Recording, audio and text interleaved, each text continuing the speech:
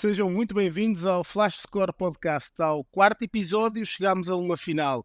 Vamos falar hoje, no quarto episódio, sobre a final da Copa Sul-Americana, Fortaleza contra o LDU Quito. Já sabe o que tem que fazer. Se ainda não segue a Flash Score nas redes sociais, siga, dê um like, curta os nossos conteúdos, siga-nos aqui no Facebook, ouça o nosso episódio no Spotify, venha connosco, temos um episódio muito especial hoje, a final da Sul-Americana, coloca frente a frente o Fortaleza, o LDU Quito, e temos dois convidados muito especiais. O Marcelo Boeck, ele é o assessor executivo de futebol do Fortaleza, jogou no Fortaleza, é uma figura histórica do Fortaleza, e o Eduardo Jarac também, narrador Flash Score, jornalista, especialista em números, ele vai nos ajudar bastante com a análise tática e também dos números. Marcelo, Eduardo, sejam muito bem-vindos ao quarto episódio do Flash Score Podcast. Vamos começar, Eduardo, se me permites, pelo nosso convidado. Marcelo Boeck, muito obrigado por ter aceitado o nosso convite. Seja bem-vindo ao nosso podcast. Marcelo, começo já por perguntar como é que está a ser esta semana. Bom dia, olá a todos, né? Para mim é um prazer poder estar aqui participando desse podcast. Falo que eu sigo o Flash Score já há muito tempo. A nossa ferramenta também aqui, nosso aplicativo também que nos ajuda a acompanhar todos os resultados. Para a gente está sendo uma semana muito legal, acho que para muitos no clube, para o clube em si, tem sido uma semana diferente, a primeira vez que isso acontece. Então, tudo também é muito novo para o clube, desde a logística, desde a organização, da preparação dos treinamentos para a viagem, mas é aquela semana que todo clube sul-americano gosta de participar e nós não somos diferentes. Então, estamos vivendo numa intensidade e de uma maneira muito legal essa semana. Para a final, queremos ser os protagonistas ao final do jogo. Então, a gente tenta viver na maior intensidade, no melhor prazer, todas as horas, todos os minutos, com toda a organização, com toda a humildade, essa semana histórica para o futebol sul-americano e para o clube também. Ô Marcelo, e nessa semana tão decisiva para a história do Fortaleza, acho que não é nenhum exagero dizer que se não for o maior jogo da história do clube, é um dos maiores, né? Assim, pela sua experiência, você está próximo ao elenco, você chega a passar um pouco da sua grande experiência que você tem aí no futebol, porque assim, tem uma característica esse jogo, né? Não sei se você concorda comigo, que é a questão do jogo único. Que a gente aqui na América do Sul, a gente ainda não está muito acostumado a isso. Você que jogou muito tempo na Europa, tal, lá é um pouco diferente, né? Isso dá para passar essa semana isso pro elenco, pro treinador, pelo menos? Teve uma semana muito cheia para a gente, que culminou com o adiamento de um jogo que poderia nos dar mais um desgaste, que seria nessa terça-feira. Então acabou que a gente conseguiu fazer uma programação de semana cheia, que é muito importante, não só para a preparação da viagem, mas para os jogadores, para os atletas, para a comissão poder ter mais calma, ter mais qualidade de treinamento. A gente entende também que o jogo único, como é algo muito típico cultural da Europa, começou a ser colocado aqui na América do Sul e causa um pouco de estranheza e novidade. Por exemplo, em 2006, eu tive o privilégio de ser campeão da Libertadores pelo Internacional. Nós enfrentamos a LDU durante o percurso, se eu não me engano foi nas oitavas ou nas quartas de final. E o meu jogo de estreia pela Libertadores é contra a LDU. Eu jogo o jogo lá em Quito, na altitude. Então a gente entende também que essa final única tem os seus prós e contras. A gente entende que se jogasse também lá na LDU, lá na altitude, seria muito difícil, como todos os clubes que vão lá geralmente não obtêm êxito ao ir lá, mas ao mesmo tempo um jogo único também é algo que pode acontecer qualquer coisa. Se nós formos falar também de 2006, por exemplo, nós fomos jogar um jogo único, final de Mundial, contra o Barcelona, o temido Barcelona do Deco, do Ronaldinho Gaúcho, enfim, e as probabilidades eram mínimas para o Internacional de Porto Alegre vencer o Barcelona. Mas como é um jogo único, uma final única, onde há uma preparação exclusiva e que tudo pode acontecer, nós tivemos a felicidade de também ganhar do Barcelona no Mundial de Clubes e sair campeão. Então essa final única tem os seus prós, tem os seus contras. Enfrentar a LDU por si só, uma bicampeã sul-americana, campeão da Libertadores, campeão da Taça Sul-Americana, já é muito difícil, porque tem mais experiência que o Fortaleza né, nesse tipo de competições, nesse tipo de decisão. Mas, como eu falei, por se tratar de um jogo único, nós estamos preparando única e exclusivamente um jogo diferente, onde tudo pode acontecer, e vamos fazer de tudo para poder trazer realmente o jogo mais importante da história do Fortaleza, poder, se Deus quiser, conseguir trazer esse título para cá. Marcelo, e como é que tem sentido o grupo? Tem estado, imagino, todos os dias com os jogadores? Há uma ansiedade normal de uma final? Sente o povo descontraído? Como é que está o ambiente? Passa um pouco pela minha função, né? A minha função aqui no Fortaleza realmente é fazer esse meio de campo entre a direção, comissão e jogadores. Então acaba que, até respondendo a pergunta anterior, acaba que acaba estando muito próximo, né, dos jogadores. Ao final da última partida pelo Campeonato Brasileiro, inclusive, nós tivemos um pouco desse tipo de conversa, onde eu passei um pouquinho daquilo que havia passado em 2006 na final de Libertadores pelo Internacional. Temos alguns jogadores, por exemplo, Pedro Rocha, que já foi campeão da Sul-Americana pelo Atlético Paranaense. Temos o Emanuel Brits, que já foi campeão da Sul-Americana pelo Defesa e Justiça. E temos também um jogador que já perdeu uma final de Sul-Americana, que é o Escobar. Então, acaba que também tem jogadores dentro do plantel que, de uma maneira ou outra, já vivenciaram a decisão de uma taça sul-americana. É tudo muito novo para o clube, para muitos jogadores também vivenciar uma final de taça sul-americana. Temos o Marinho, por exemplo, que jogou uma final de Libertadores até muito pouco tempo atrás. E a nossa equipe técnica também está vivendo algo novo. Então, como eu falei, estamos vivendo essa semana de uma maneira extraordinária, tentando viver na plenitude tudo isso, mas sem perder o foco, sem perder a concentração, sem perder toda essa preparação que pode nos levar a chegar a fazer um grande jogo e, quem sabe, o título. Marcelo, e qual é a expectativa de vocês em termos de torcida do Fortaleza lá no estádio, né? Obviamente que a logística aí não é muito fácil, né? Fortaleza está um pouco longe do Uruguai, né? Obviamente que de avião é um pouco mais tranquilo, mas, enfim, qual que é a expectativa de vocês? O estádio lá é pequeno, né? Tem capacidade para 20 e poucas mil pessoas. Qual que é a expectativa? Vocês estão realmente confiantes que vai ter bastante público do Fortaleza lá no jogo do sábado? Eu creio que o estádio, na capacidade que foi colocada, a carga de ingressos que foi colocada, nós cremos que vai estar na totalidade. Se for 20 mil, 18 mil, vai estar na totalidade, tanto Fortaleza como LDU, mesmo com a logística toda, com a distância toda.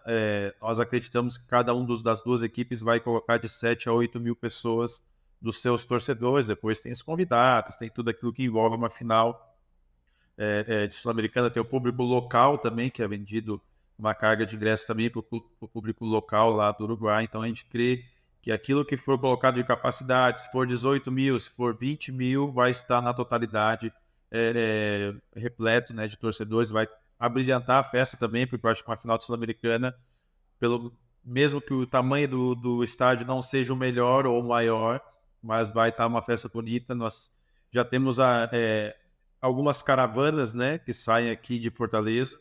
Ontem já saíram 2 ônibus, essa madrugada já saíram mais 13, vão sair mais, além do pessoal que vai de avião, deslocamento próprio. Nós temos muitos familiares, como nós temos 6 argentinos jogadores, mais 6 de comissão técnica argentinos, então todos eles vão levar seus familiares também.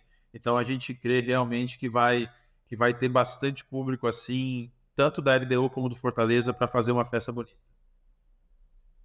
Mas toda a questão do estádio acabou por ser notícia, não é? Porque era para ser em Montevideo ao final, acabou por mudar para Punta del Este. Já viu o estádio, conhece? Houve algumas críticas por causa do também ser muito reduzido, não é? Por causa de ser muito diferente jogar em Montevideo do que em Punta del Este. Você já conseguiu perceber como é que é um estádio? Eu creio que Deus preparou essa jornada para nós de uma maneira muito especial. Esse ano a Fortaleza pôde jogar pré-Libertadores, né? Nós enfrentamos o Deportivo Maldonado, aquele mesmo estádio. Então, nosso primeiro jogo sul-americano do ano, da temporada de 2023, foi lá. E o nosso último jogo da temporada 2023 em âmbito sul-americano vai ser lá também. Então, a gente crê que se Deus quiser, tem tudo para ser uma história muito bonita, né? O começo e o fim no mesmo lugar, e que a gente possa... Criamos vínculos, né? Raízes lá com o pessoal, a gente foi muito bem tratado. pelo pessoal do Deportivo Maldonado, e isso criou um vínculo muito grande com eles lá. Vamos ficar exatamente no mesmo hotel que nós ficamos naquela época, e agora voltamos para lá para conquistar esse título, se Deus quiser, e poder voltar com essa grande história também. Ô Marcelo, e agora, independente, obviamente, do resultado, né? Porque é um jogo único, né? Muita coisa pode acontecer e tal. Assim, eu gostaria que você comentasse um pouco dessa história recente do Fortaleza que você acompanhou desde o início, né? Você chegou aí na Série C ainda, né? Depois jogou a C, jogou a B e agora o Fortaleza está onde está. Qual que é o segredo disso tudo? Quem que realmente são os pais aí ou mães, né, no caso, dessas grandes transformações, dessa grande transformação aí do Fortaleza, porque realmente é uma história muito legal, muito interessante nesses últimos anos, né? É muito legal porque, assim, eu pude pegar... Quando eu volto de Portugal, eu tinha 2 anos e meio de contrato com o Sporting ainda. Aí eu volto para Chapecoense, aí acontece tudo aquilo que aconteceu no ano fatídico lá. E eu, a princípio, não estava muito voltado na minha cabeça eu sempre tinha um planejamento de carreira, sempre jogar em clubes de primeira divisão e tal. Só que a gente acaba que o Brasil, por ser muito grande, todo brasileiro acompanha todas as divisões, e lá em Portugal mesmo eu acompanhava sempre a história do Fortaleza na terceira divisão. Chegava no jogo decisivo para subir para a segunda divisão, com o estádio lotado, com mosaicos, com a festa da torcida, acabava não conseguindo. E nem mais nunca imaginei que poderia viver isso na pele, né? Ao vivo e a cores. E aí, depois que acontece tudo lá da Chapecoense, a minha esposa, principalmente, me dá uma paz, uma tranquilidade, que eu creio que veio de Deus, para a gente vir para Fortaleza e vir para a terceira divisão, e assim, algo que nunca imaginamos, nunca sonhamos, e para muita gente poderia ter sido, em vez de dar um passo atrás, estava dando 2, 3 passos atrás. Mas a verdade é que desde o dia 2 de janeiro de 2017, que é onde nós chegamos aqui em Fortaleza, uma história meteórica, uma história sensacional. A gente pega o clube na terceira divisão e aí nós temos vários elementos, né, que fazem parte dessa reconstrução. Pouca gente sabe, mas no primeiro semestre de 2017, nós não fomos nem para a final do campeonato estadual, nós caímos fora da primeira fase da Copa do Brasil e da primeira fase da Copa do Nordeste. Então era um ano terrível para o clube. Tanto é que foi feita uma eleição dentro dos adeptos, dos torcedores aqui do Fortaleza, onde o elenco que estava indo para a terceira divisão foi eleito o pior elenco dos últimos anos, ou dos anos de terceira divisão. Acontece um pouco o que aconteceu comigo no Sporting em Portugal, onde é destituído toda a direção, assume uma nova direção, aonde então vem o que é hoje o senador Luiz Eduardo Girão como presidente. Aí vem o Marcelo Paz, que é hoje o nosso presidente, vem como vice-presidente e diretor de futebol, e vem o Sérgio Papelin, que era um antigo executivo de futebol, que estava fora do clube e volta então para o clube também, formando então esse trio, né, de pessoas que comandariam o futebol do Fortaleza em 2017, e aonde os salários voltam a ficar em dia, o clube começa a se reestruturar, porque se essas pessoas não entram no clube, provavelmente seria um ano terrível, que poderia terminar com a pior história do Fortaleza, de repente até cair para uma quarta divisão. Então nós temos muito essa noção do que aconteceu na metade do ano de 2017, e aí de lá em diante a gente classifica. Fortaleza era acostumado sempre a classificar, fazer grandes campanhas na terceira divisão, classificar em primeiro lugar no grupo, ter a vantagem de jogar o segundo jogo em casa, no jogo do acesso, no mata-mata. E aí acontece ao contrário, nós classificamos em terceiro, temos que jogar o primeiro jogo em casa, o segundo fora, mas é onde a gente conquista então a primeira vitória da história do Fortaleza em mata-matas da terceira divisão. A gente conquista em casa, 2-0, e depois a gente vai no jogo fora, onde acaba perdendo de 1-0, mas é onde a gente sobe então, né, pelo saldo de gol. E de lá então foram os 8 anos fatídicos, onde a gente não quer voltar nunca mais para lá, mas a gente não pode esquecer de tudo que passamos para poder sair de lá. Então é algo assim, que nos marcou, que marcou o clube. Logicamente, com os 8 anos de terceira divisão, o clube ficou muito para trás em termos de estrutura, de processos, de maneira de fazer.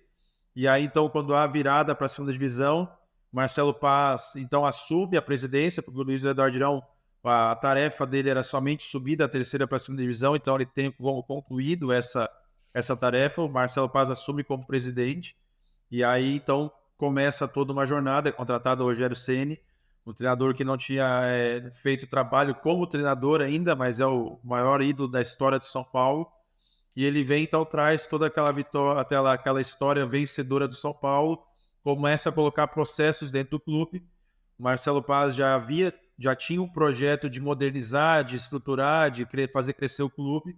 E essa junção, então, fez acelerar muitos processos, onde estava defasado muitas coisas no clube. Eu digo, o nosso centro de treinamento hoje é o centro de excelência do estádio Alcídio Santos, que é o famoso PC. Mas se você pegar, faz 4, 5 anos que isso mudou. Antes era completamente diferente. Então esses processos começaram a mudar e hoje ainda o clube ainda está na modernização. Acredito que cada ano nós vamos modernizar um pouco mais. E quem vem aqui, quem veio na terceira divisão, quem vê agora, vê completamente um clube completamente diferente.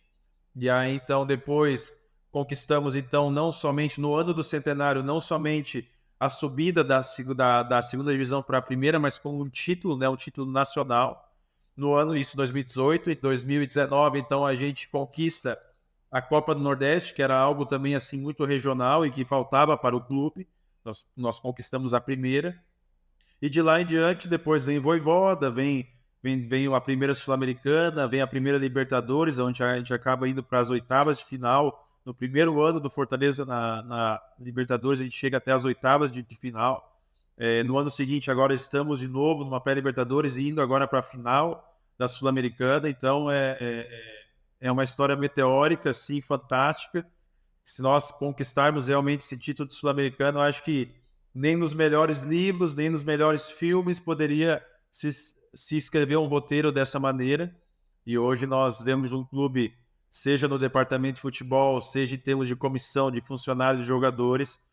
Hoje eu costumo dizer que tanto no departamento de futebol, que nós temos o Daniel de Paula Pessoa, o Júlio Manso, que nos fazem completar o nosso time aqui do departamento de futebol, juntamente com o Marcelo Paz e o Alex Santiago.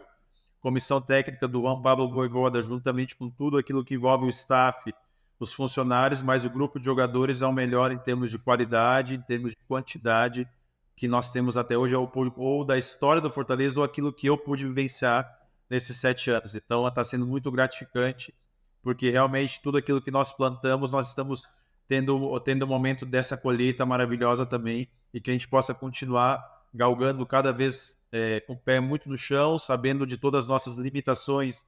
Afinal, Fortaleza é completamente fora do contexto do resto, do centro do futebol aqui do país, e toda a logística, tudo aquilo que envolve, mas nós tínhamos um vulcão adormecido que agora está em erupção, que se chama o Fortaleza, a torcida do Fortaleza, e nós queremos cada vez mais, dando um passinho de cada vez, fazer com que o Fortaleza não só se mantenha na primeira divisão, que é algo fundamental para o clube, para os funcionários, mas que possa alcançar cada vez um projeto muito bem estruturado, muito bem consolidado, muito organizado, possa crescer em termos de pessoas, em termos físicos, em termos de conquistas.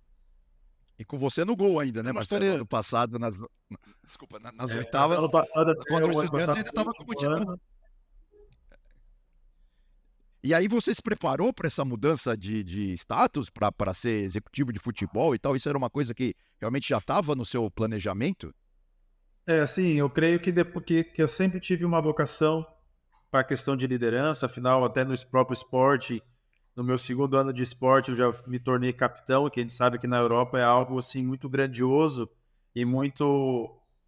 É um orgulho você ser capitão, porque tem um trio de capitães e você ser escolhido dentro desse trio é algo muito gratificante. E acaba que você, como capitão, tem que ver o lado dos jogadores sempre, mas também o lado do clube, tentar equilibrar, tentar encaixar.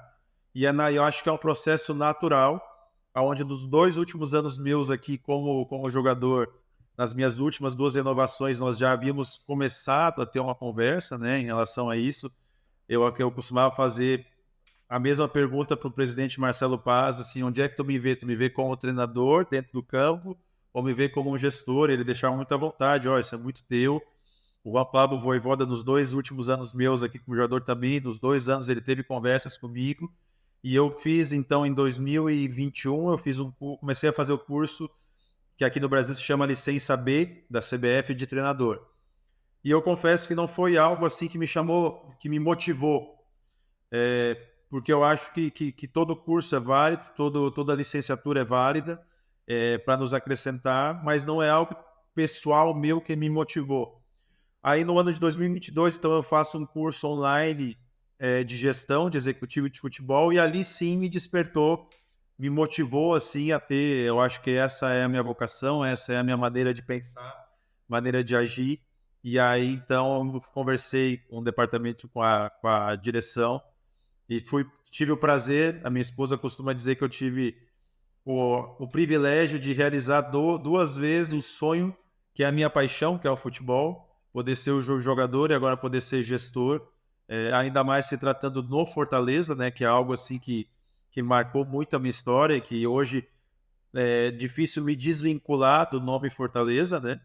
Por mais que a gente entre no mercado como executivo, como gerente, como diretor de futebol, que for a nomenclatura ligada ao departamento de futebol, hoje aqui é muito recente a minha história com Fortaleza, então eu acho que foi algo natural e cabia a mim então me encaixar também, né? Porque afinal o departamento de futebol do Fortaleza já era vencedor, já era muito bem estruturado, então eu tinha que me encaixar e com isso assim tive muita ajuda dos 3, do Sérgio Papelin, que continua sendo nosso executivo desde 2017, com o Daniel de Paula Pessoa, que é o nosso gerente de futebol, e também com o Júlio Manso, que é o supervisor, que é um cara que eu já tinha muita amizade e acaba que me aproximei muito e ele me ajuda em muitos processos a entender. E acaba que a gente pensa também em muitas coisas iguais, então a gente conseguiu, pude me encaixar e pude, de repente, de uma maneira ou outra, poder acrescentar em alguma coisa dentro do departamento de futebol, onde hoje eu já me sinto muito à vontade, com toda a liberdade que o presidente Marcelo Paz e o vice-presidente Alex Santiago têm me dado também. Então, fico muito feliz de poder estar crescendo, aprendendo e poder também contribuir nesse processo. Marcelo, voltando à altura em que ainda tinha as luvas calçadas, você é o capitão, por exemplo, em 2018, que levanta o troféu. Qual é, destes anos todos de Fortaleza, qual é o momento que você elege como... Se lembra, se desce para o relevado e se lembra daquele momento? Pô, nunca vou esquecer aquilo que vivi. Graças a Deus aqui no Fortaleza eu tive muitos momentos de poder me lembrar, poder guardar eternamente na memória. Com certeza o título nacional, você ter o privilégio de levantar até então o maior troféu da história do clube, é algo grandioso, assim, algo que, ainda mais na nossa casa, o estádio estava com 63 mil pessoas, um mosaico, era feriado, tinha muita gente que ficou pro lado de fora do estádio. Então, assim, você poder levantar dentro da sua casa o maior troféu da história do clube até então, assim, era muito prazeroso. Mas nenhum desses dias supera o dia que nós, então, temos a nossa redenção, né? Eu digo a nossa, eu digo o universo, Fortaleza, torcida, direção, jogadores, os funcionários que são a essência do Fortaleza, nós temos funcionários que estão desde a pior fase, estão hoje vivendo esse momento tão rico e tão feliz, mas você poder tirar o clube da terceira divisão, tudo começa lá, né? Então, assim, se nós estamos vivendo hoje, é porque teve um dia que nós tiramos o clube da terceira divisão para poder ter essa fase meteórica. Então, assim, o dia que eu jamais vou esquecer, a carreata mais bonita de todas, assim, eu lembro que nós jogamos fora de casa, em Juiz de Fora, Minas Gerais. Nós voltamos somente no dia seguinte, nós jogamos no sábado, só chegamos aqui domingo à tarde. E um trajeto que demoraria 10, 15 minutos, que é do aeroporto até o estádio, nós demoramos 4 horas, 4, 5 horas. Então, ali não tinha classe social, não tinha a cor da pele, ali era o amor, a paixão no estado puro, né? Então, você vê todas as pessoas podendo botar para fora tudo aquilo que era o sentimento guardado já há 8 anos. E é um sentimento realmente de gratidão, porque naquele momento é onde tudo mudou, é onde tudo nós estamos vivendo agora, passou por aquele dia. Então, assim, o dia que eu sempre vou eleger é o dia que nós, de repente, historicamente, em termos até financeiros, foi o menos vantajoso para o clube. mas foi onde tudo começou, onde nós tivemos a terceira divisão para poder hoje escrever essa história tão bonita. Agora, Marcelo, você está cotando, né? Você já falou, já usou esse termo mais de uma vez, né? Uma ascensão meteórica aí do Fortaleza, mas imagino que o desafio agora é manter o Fortaleza onde ele está, né? E aí eu também já li na imprensa, então vocês estão encaminhando uma SAF, né? É isso mesmo? É esse o futuro do Fortaleza aí, ou isso é só um estudo por enquanto? Não, não, já foi aprovado, já foi aprovado. Na verdade, a gente não quer. A gente tem. Entenda, porque às vezes a gente fala de certa maneira, pode soar soberbo, né? Mas não é essa a ideia. A ideia não é somente a gente manter o Fortaleza. Porque a partir do momento que a gente chega no pico, muito dificilmente não vai ter a queda, né? Então a gente quer que cada ano que passa o Fortaleza possa não só se sustentar, mas se manter, mas evoluir no que for em cada passo para que a gente possa ter essa constante evolução. A SAF foi instituída, né, começou a fazer um estudo já na metade desse ano de 2023.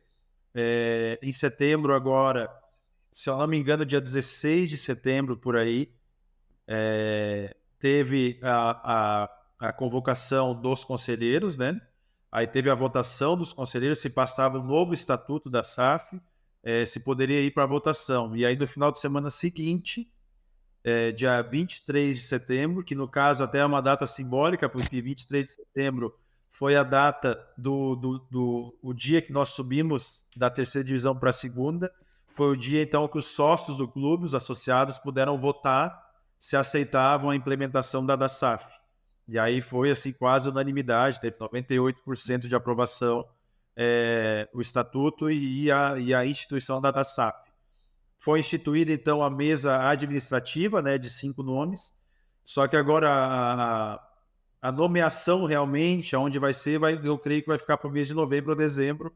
Afinal, esse mês de outubro, aniversário do clube e o maior mês até então da história do clube que vai culminar agora no sábado com a final da Sul-Americana. Então, foi dada uma pausa somente para a gente focar realmente na final da Sul-Americana. E aí, em novembro, então, provavelmente vai ser instituído toda a diretoria da SAF, né, todos os nomes, tudo aquilo, como fica a associação, como fica a SAF, mas já é algo muito real para todos nós aqui no clube. Marcelo, voltando ao Marcelo Boeck, você vai para Portugal, para o Marítimo, é um guarda-redes que ganha muito prestígio, faz 4 épocas, salvo erro, muito boas no Marítimo, e salta para o Sporting. No Sporting, no seu último ano, é treinado por Jorge Jesus. Como é que foi? Ainda por cima, uma transferência na altura muito polémica, não é? Jesus sai do Benfica, Exato. vem para o Sporting, um Sporting com um timaço, uma equipa extraordinária. Qual é a sua memória de trabalhar com Jorge Jesus desse Sporting, Marcelo? Eu falo sempre com toda certeza, em Portugal foi disparado o melhor treinador que eu peguei. Eu tive um treinador muito bom para mim lá no Marítimo, que me ajudou muito e que eu sou eternamente grato, que é o Pedro Martins. É um cara que para mim, assim, também foi figura histórica do esporte, mas é um cara que a gente tem uma história muito bacana lá no Marítimo. Ele veio para assumir a equipe B do Marítimo. A equipe B do Marítimo jogava até a segunda divisão nacional, que é até como se fosse a terceira divisão, onde os jovens, né, do Marítimo jogavam, tipo um sub-23, jogavam, e se caísse para o distrital, então o presidente do Marítimo não iria mais continuar com esse projeto. E de 10 jogos precisavam ganhar 8 vitórias para não cair de divisão. E eu não estava jogando tão regularmente na equipe A. E aí eu pedi para o Pedro Martins, então, eu preciso jogar, eu gostaria de ter ritmo de jogo, precisava jogar. E aí ele, então, dos 10 jogos dele, eu jogo os 10 jogos com ele na equipe B, onde nós temos 9 vitórias e 1 empate, somente 1 gol sofrido. E aí acaba criando uma amizade.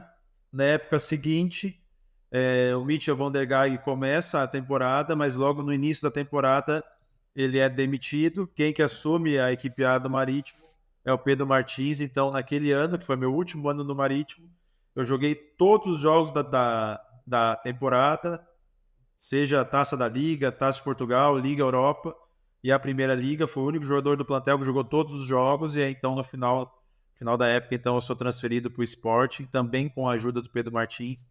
Mas o Jorge Jesus foi algo assim que eu creio que dentro do esporte, para quem vivenciava dentro do esporte o dia a dia, foi um divisor de águas. Ele não veio somente para mudar o patamar da equipe, mas veio para mudar o balneário, veio para mudar o estádio, veio para mudar o hotel. Então, assim, as contratações foram maiores, o nível de jogo da nossa equipe foi maior. Eu lembro que nós fizemos uma pré-época, uma parte da pré-época nós fizemos na África do Sul, onde pegamos 2 equipes inglesas e uma lá da África do Sul. E contra as equipes inglesas a gente empatava e ganhava nos pênaltis, mas a gente chegava no hotel e falava assim: ok, nós estamos empatando, mas nosso time está jogando demais, nossa equipe está jogando demais. E foi nítido e notório quando começou a Primeira Liga, então, que a gente estava muito bem. E foi, assim, uma grande experiência, um grande ser humano, não só ele, mas como toda a equipe técnica dele. Realmente ele revoluciona o esporte.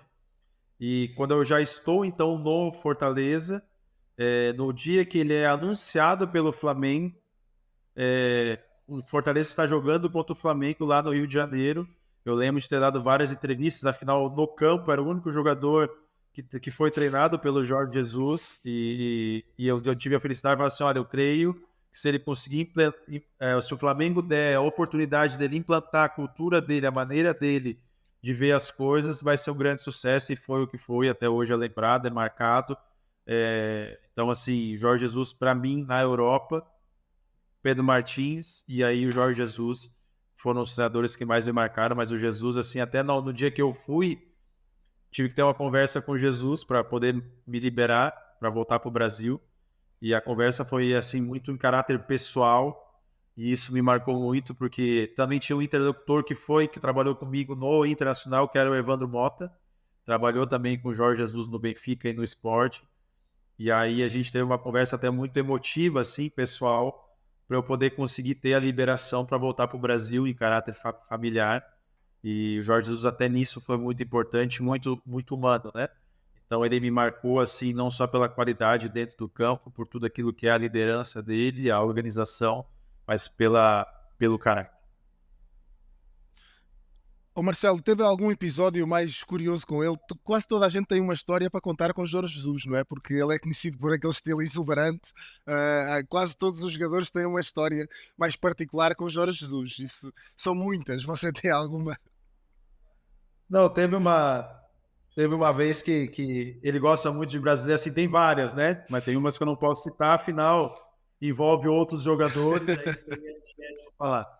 Vou falar de uma minha, talvez ele nem se lembre, até porque foram várias situações. Ele gosta muito de jogador brasileiro, sempre gostou. E aí a gente estava fazendo um treino lá, que a maneira dele de jogar era completamente diferente do que a gente tinha visto até então, até por isso o sucesso que a gente teve. E eu lembro que ele gostava que o guarda-redes naquela época já jogasse com os pés e tal, e fizesse os passes entre linhas e tudo. E ele gostava muito que antes da bola chegar você fizesse a observação do espaço, do posicionamento, fizesse a recepção orientada. E aí eu recebi um passe do central, isso no treinamento. E naquele dia o Jorge Jesus não estava legal. Aconteceu alguma coisa, alguma questão familiar, ele já estava de mau humor um pouquinho e tal. E aí eu domino a bola, já assim domino e dou um passe muito bonito. Assim, ó, talvez seja um dos melhores passes que eu tenha dado. Só que foi um passe arriscado, assim, passou perto do pé dos jogadores adversários, só que foi certinho. E aí ele no meio do campo ele grita assim: "Ó, lá! Tá se ficar maluco o quê?" Aí eu falei assim: "Por que, professor? O passe foi certo." "É muito arriscado, para!" Aí eu falei assim: "Mas o passe foi certo." "Tá discutindo comigo, tá sem me questionar." Aí eu falei assim: "Professor, foi certo." "Mas eu pensar que tá falando com o teu filho." Aí eu, assim, a personalidade meio forte, assim, eu falei assim: "Eu não tô falando com meu filho, mas com meu pai eu também não tô falando." Aí ele assim, ficou me olhando no meio do. Aí parou o treino, aí ele ficou me olhando. "Depois do treino lá no meu gabinete." Eu falei assim: "Vou chegar antes que tu lá." Aí tal, acabou o treino, aquele negócio todo e tal. Aí quando eu estava indo pro gabinete dele, ele já estava sentado. Aí ele gostava de ler os jornais, né, esportivos e tal. Aí ele tava com os jornais todos abertos, assim, de óculos, cabeça baixa. Aí eu sentei, assim, na mesa, sentei de frente pra ele, cruzei o braço e fiquei olhando pra ele. ele ia falar na hora que ele ia falar, eu não ia falar nada, só ia ficar olhando pra ele. Aí ficou assim, eu sei que ficou mais ou menos 1 minuto em silêncio, eu e ele fazendo que tava lendo o jornal, mas eu sabia que era mind games dele, né? Aí eu aqui e tal, daí ele me olhando assim, a hora ele tirou o óculos. Por que comigo é assim? Ou resolvemos, ou vamos já vai pra casa. Eu falei, o senhor pode ficar à vontade, eu tenho a minha razão e o senhor sabe que eu tô certo. Aí ele olhou pra mim assim, sério, e nessa hora eu juro que passou na minha cabeça assim, vou rescindir meu contrato com o esporte hoje. Aí ele me olhou assim, eu gosto de jogadores assim, um cara lá dentro com personalidade, pá. Aí eu falei, desde esse dia eu sei que no final criamos uma grande amizade e tal, e assim, mas foi um dia assim caricato pra mim dentro do esporte. Bom, muito bom. Agora, Marcelo, eu vou te fazer uma pergunta delicada. Qual que são as praias mais bonitas? É de Fortaleza ou das Ilhas da Madeira? As praias da Ilha da Madeira. Nossa, não, eu gosto muito de Lagos, em Portugal, foi uma das praias mais bonitas que a gente pôde ir como família, né, viver, assim, todos os lugares são bonitos, só tem uma coisa que não dá, a água é muito gelada. E aí, quando tu vem pra Fortaleza, você entra suando e sai suando da água, porque a água realmente é quente. Tanto é que o Tobias Figueiredo, que joga comigo no Sporting, está aqui, No Sporting. tá aqui no Fortaleza. Aí ele tinha muito receio de ir na praia. Eu falei assim, Tobias, ó, quando tu entrar na água, tu vai ver o que eu tô falando. Aí ele já tá aqui uns 4 meses. Aí eu falei, Tobias, você já entrou na praia? Não, não, a água é muito gelada, que nem lá em Portugal. Eu falei, Tobias do céu, o homem entra na água. Aí nós convidei ele para ir numa barraca da Praia do Futuro, que é uma das praias mais conhecidas aqui de Fortaleza. Sim, sim. Aí fui lá e tal. Eu falei, Tobias, vamos botar o pé na água. Aí quando ele botou o pé na água, ele ficou me olhando assim. Eu falei, eu tô te falando, cara, tu entra suando e sai suando de dentro da água. Mas assim, tirando Lagos, que é uma cidade muito bonita, uma praia muito bonita, No Algarve. eu creio que Lagos é Algarve, né? Algarve, né? Algarve. Isso, no sul. Não. Exato. Conheço Eu Lagos. creio que a água é um pouquinho mais quente, tá? Aliás, deixa eu falar. Isso, um pouquinho. Aí toda pessoa tem que conhecer a praia de Jericoacoara. Toda pessoa, família, tem que conhecer a praia aqui no estado do Ceará, que é Jericoacoara. É uma praia diferente, é um paraíso natural, é algo assim, fora do contexto de praia que nós estamos habituados. É uma praia que você tem que conhecer, tem que ir em família, tem que usufruir de no mínimo 5 a 7 dias para você poder viver tudo aquilo que Jericoacoara pode permitir. Mas aqui ao lado nós temos praias muito boas também, que é ao lado de Fortaleza tem a Praia do Cumbuco, tem a praia que eu gosto muito, que é Canoa Quebrada. Canoa Quebrada é uma praia assim também com passeios de buggy, passeios de jangada. A praia é muito boa, as barracas de praia são muito boas para a família. Então é muito difícil poder falar de uma só. Afinal, é assim, nós somos privilegiados de hoje estarmos num clube que nós estamos, na cidade que nós estamos, e de tudo aquilo, sem falar do Beach Park, que é um dos maiores parques, né, da América Latina. Você poder ter tudo isso, toda a gastronomia, tudo aquilo que envolve hoje a cidade de Fortaleza. Privilegiados somos nós de estarmos a poder conversar com Marcelo Boeck, ele é o assessor executivo de futebol do Fortaleza. Marcelo, não o posso deixar ir embora sem lhe perguntar qual é o seu prognóstico para o jogo. Arrisca aí um palpite. Fortaleza campeão. Só posso ter esse prognóstico, não tenho. Seria. Iria contra a minha própria vontade ou história. Eu acho que nós chegamos até aqui. O favorito com certeza é a LDU, afinal tem todo um histórico, né? Todo um histórico de competição, de títulos, né, sul-americanos. Mas a gente tem a nossa ambição, nós temos a nossa história, nós temos a nossa maneira de encarar, e quando se chega numa final, onde tudo pode acontecer, nós queremos poder fazer, de repente, o jogo da nossa vida e sair com um resultado. Se for 0-0, já que nos deu o título, já está valendo. Mas que seja realmente poder fazer uma trajetória de cinema da terceira divisão ao título sul-americano, que pode nos proporcionar ainda Recopa Sul-Americana, o desafio Europa Sul-América. Então, tudo aquilo que envolve a fase de grupos, cabeça de série, cabeça de chave da Libertadores 2024. Então, você colocar uma estrela no peito com tudo aquilo que envolve ainda o título da Sul-Americana, em termos de 6, 7 anos, terceira divisão, título sul-americano, eu acho que nós podemos concorrer ao Oscar aí, né? E se for para os penaltis, você vai lá dar uma dica ao João Ricardo? Como é que vai ser? Não, ele já está muito bem capacitado, deixa ele. Essa minha fase, confesso que o lado de fora é muito mais difícil. Do lado de fora você não consegue ajudar em mais nada. Você pode fazer tudo perfeito do lado de fora, mas isso não te garante o resultado. Mas assim, nós estamos muito bem servidos, a gente sabe da capacidade, e é por isso que nós estamos sonhando.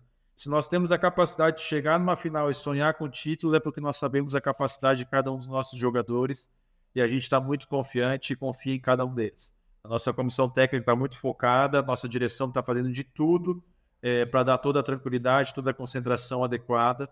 É algo que nunca foi feito também na história do clube, em termos de logística, e a gente só quer que os nossos jogadores façam aquilo que eles sabem, e aí nós vamos ser felizes no final, se Deus quiser. Marcelo Boeck, muito obrigado. Foi um prazer enorme recebê-lo no Flash Score Podcast. É sempre bem-vindo. Pode voltar com a taça, pode vir-nos mostrar a taça que nós recebemos aqui de bom grado. Uma boa viagem e uma ótima sorte para sábado. Um abraço, foi um prazer enorme. Obrigado, o prazer é todo meu. Vocês sabem que podem contar comigo aí para qualquer coisa. Estou aqui, espero voltar assim, poder mostrar. Quer dizer que nós somos bem-sucedidos, ou tivemos sucesso. E esse é o nosso objetivo. Foi um prazer. Contem comigo. Estou sempre aqui à disposição. Um grande abraço a todos. E depois das histórias do Fortaleza, Eduardo Gerac, a história dos números da final do Fortaleza LDU Quito. O que é que os números nos contam, Eduardo? Pois é, Ricardo, uma coisa interessante, antes de entrar exatamente nos números das duas equipes, né, das duas finalistas, é que eu costumo dizer que a Sul-Americana é uma competição muito democrática aqui na história do futebol sul-americano. De 23 edições, a gente está agora na 24ª, nós temos 19 campeões, ou seja, muda muito o campeão da Sul-Americana, por isso que temos aí LDU ou Fortaleza, Fortaleza ou LDU aí na final. Agora, sobre os números do jogo em si, é interessante a gente perceber, primeiro, como os dois times fazem muitos gols, né? São quase 2 gols por partida, ou pelo menos mais que 1,5 gols por partida. Então, isso é claro que o jogo único é sempre muito delicado, né? Porque os times jogam muito mais preocupados em não tomar gols do que em fazer gols, mas a gente tem essa tendência aí de que saiam gols nessa partida do próximo sábado lá no Uruguai. Agora, do lado da LDU, é um time que fica muito com a bola, né? A posse de bola da LDU na média é maior do que a do Fortaleza, e também é um time que faz muitas finalizações, mas também muitos lançamentos em profundidade. Quem se lembra, por exemplo, do primeiro jogo da LDU contra o São Paulo, lá em Quito, nas quartas de final da competição, vai lembrar muito disso, que no primeiro tempo várias bolas entraram pelo meio das linhas ali de defesa do time do São Paulo. Então isso é um cuidado, obviamente, que o Vojvoda vai ter que ter nessa partida, né? Esses passes mais em profundidade, esses passes retos aí em direção ao gol. Agora, se a gente for falar também um pouco da questão dos destaques, né, das duas equipes, do lado do Fortaleza, um dos homens aí que tem aparecido bem, né, é o Pochettino. O Pochettino é o grande maestro desse meio-campo da equipe do Fortaleza. Ele que costuma jogar um pouco atrás ali da linha de 3 homens mais à frente, né? Mas temos também o Pikachu, que tem feito bons gols, tem feito muitos gols, é um dos artilheiros da competição e é um dos artilheiros do Fortaleza, inclusive, nessa temporada. E temos também o Guilherme, que quando tem oportunidade está colocando a bola para dentro do gol. O Pikachu, que tem 153 jogos com o Fortaleza, na história do Fortaleza, né, somando já as várias temporadas, e ele que fez 38 gols e 17 assistências. Ele é um dos 3 homens que mais participa de gols nessa equipe do Fortaleza, ao lado do Luchero, do argentino, né, que costuma jogar à frente dele, ou ao lado dele, melhor dizendo, à frente do Pochettino, e também do Thiago Galhardo, que é um reserva bastante usado aí pelo Vojvoda. E o mapa de calor do Pikachu mostra bem como ele joga da direita um pouco mais para dentro. Agora, do lado da LDU, o técnico argentino, né, o Luiz Zubeldia, ele tem escalado o Johan Julio pelo lado esquerdo. Ele que jogou uma temporada aqui no Santos, não foi muito bem no Santos, mas lá na LDU tá jogando muito. Você vê que o mapa de calor dele é um pouco apagado porque ele se mexe demais, né? É claro que ele fica um pouquinho mais do lado esquerdo, mas ele se mexe demais. E ele que joga ao lado ali ou do Angulo ou do Guerreiro, né? O Paulo Guerreiro, o peruano, que também está aí meio que já no fim de carreira, mas o Guerreiro, se deixar, ele preocupa. Dentro da grande área ou dentro da pequena área, o Guerreiro é super super complicado, né, para a defesa do Fortaleza ter um jogador desse dentro da área. E do lado direito, o time da LDU tem o Ibarra, que também joga muito bem, é um jogador muito ofensivo, muito direto, né? Então esse quarteto de ataque, assim vamos dizer, da LDU deve preocupar bastante a defesa do Fortaleza no próximo sábado, Ricardo. É um jogo típico de tripla, certo? Porque vemos Exatamente, que há exatamente. muitos golos, as duas equipas marcam muitos golos, mas a posse de bola acaba por ser relativamente equilibrada, mais de 50, mais de 60, mas equilibrada. Duas equipas que propõem muito jogo ofensivo, Eduardo. A expectativa é realmente que existam muitos golos nesta final. Exatamente, não, são duas equipes que jogam normalmente no 4-2-3-1, né? Então, tem toda aquela questão do meio-campo ali para ver quem que vai conseguir ser mais impositivo ali no meio-campo em relação ao outro time, né? É claro que os números são importantes e tal, mas a gente não pode deixar de falar dessa final da Sul-Americana, Ricardo, sem falar da questão emocional, né? Porque isso é um jogo muito que pesa demais, né? Principalmente na história do Fortaleza, que é o maior jogo da história do clube. Então, essa questão emocional, né, a questão psicológica do jogador, isso sem dúvida alguma vai pesar, porque, além de tudo, como já dissemos, é um jogo único. E o jogo único tem sempre aquela preocupação de se você faz um erro, toma um gol e tal, às vezes fica difícil de recuperar. Mas nos números, né, olhando para os números, sem dúvida, podemos esperar muitos gols, sim, no sábado, na final da Sul-Americana, lá no Uruguai. Vamos ver o que acontece em Punta del Este, é sábado, e esse jogo, 5 da tarde no Brasil, tem naturalmente narração aqui na Flash Score, no aplicativo, no site, basta seguir-nos. Eduardo Gerac, muito obrigado por esta parceria na entrevista com Marcelo Boeck e também, claro, como sempre, na nossa história dos números. Eduardo, obrigado, um abraço e uma ótima semana para ti. Um grande abraço, Ricardo. Abraço também a todas e a todos que estão aí nos acompanhando na nossa audiência. Até a próxima. Tchau. Foi o quarto episódio do Flash Score Podcast. Como referi no início, ao quarto episódio chegámos a uma final. É um jogo muito importante que você vai poder acompanhar aqui no Flash Score. Narração ao vivo da final Fortaleza LDU Quito, sábado, 17 horas, hora aqui de Brasília. Então, para acompanhar, já sabe, dê o seu like, comente, curta, siga-nos também no Facebook, siga-nos no Instagram, no nosso canal de YouTube, ouça no Spotify ou veja aqui mesmo no YouTube. Foi um prazer. Até para a semana. Voltamos então depois para o quinto episódio do Flash Score Podcast.